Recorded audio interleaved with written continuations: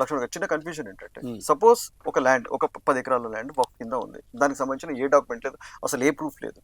So government అది private ఆస్తియా ప్రభుత్వ ఆస్తియా మనకు తెలియదు, అది ఆ రికార్డ్స్ ఉన్నాయో లేవో, మరి ఎక్కడి నుంచి తీస్తారో మనకు తెలియదు.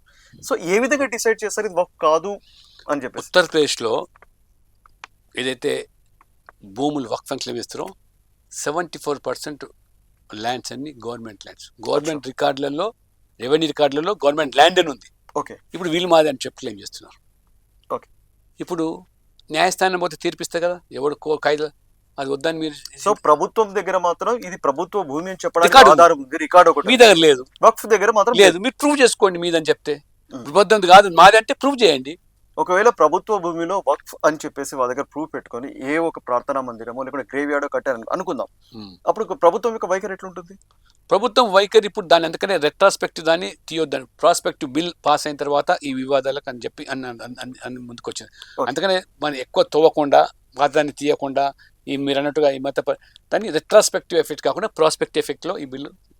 సపోజ్ గవర్నమెంట్ భూమి వక్ఫ్ అని అన్నా కానీ దాంట్లో ఏమి యూజ్ చేయకుండా అట్లా ఉంటే ప్రభుత్వం మళ్ళీ దాన్ని తీసుకునే కోర్టు ద్వారా దాన్ని స్వాధీనం చేసుకునే అవకాశం దాన్ని ఎంక్వైరీ జరిగి అన్ని చేసి తీసుకోవచ్చు కదా. అక్కడ చాలా గ్రామాలు ఇప్పుడు మంగ్బన్ అనే భూమి కేరళలో చెప్తున్నారు కదా, అందరు ఉన్నారు అక్కడ, ఉన్నదంతా క్రైస్తవులు. అక్కడ ఆడ క్రైస్తవుల మతస్థుల ఉన్నాయి వక్ఫ్ అని చెప్తున్నారు. వక్ఫ్ బై యూజర్ సెక్షన్ 40 లో ఉంటుంది. సెక్షన్ 40 వేరే, వక్ఫ్ బై యూజర్ వేరే. సెక్షన్ 40 ఏం చెప్తాం సార్ అసలు? సెక్షన్ 40 ఇంతకుముందు నేను చెప్పినా కదా, పూర్తి న్యాయపరమైనటువంటి అధికారాలు హక్కులు వక్ఫ్ బోర్డుకే ఇచ్చారు. కోర్టు జోక్యం లేదు, కోర్టు ప్రమేయం లేదు, ప్రభుత్వ ఆధీనంలోకి రాదు. మేము ఎంత ఖర్చు పెట్టాం ఎంత మీరు లెక్కలు అడగొద్దు. ఇవాళ తిరుపతి దేవస్థానం కూడా ఆడిటింగ్ ఉంది కదండి, ఉంది. టీటీడీ బోర్డు అయినా ఆడిటింగ్ ఉంది కదా. ఇదే ఓవైసీ అన్నాడు, నేను చెప్పాను ఆయనకు, తిరుమల తిరుపతి దేవస్థ బోర్డు ఏదైతుందో బోర్డు తిరుపతిల ద్వారా వచ్చే ఆదాయము యాక్చువల్గా భక్తులు ఇస్తున్నారు, ధర్మం కోసం ఇస్తున్నారు, లేదా సనాతన ధర్మం అయినా education institutions, hospitals, super hospital కడుతున్నారు. అక్కడ మరి ఓన్లీ హిందువులకని కాదు, ఈ ఆసుపత్రి ఉంటే హిందువులకే చికిత్స ఇస్తాం కాదు, సత్యసాయిబాబా ట్రస్ట్ ఉంది. ఆ ట్రస్ట్ ద్వారా కూడా 3 జిల్లాలకు తాగడానికి నీళ్ళు ఇచ్చారు 1000 కోట్లు ఖర్చు పెట్టి. ఆ రకంగా సూపర్ స్పెషాలిటీ హాస్పిటల్ నడిపిస్తున్నారు.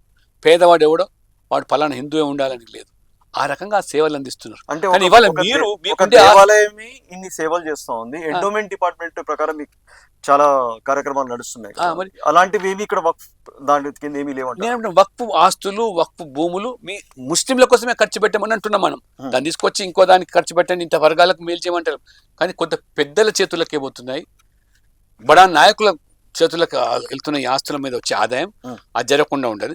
అందుకనే సెక్షన్ 40 అనేది ఆ పరిధి ఏంటంటే స్టేట్ కంట్రోల్ పరిధిలోకి తీసుకుంటాం.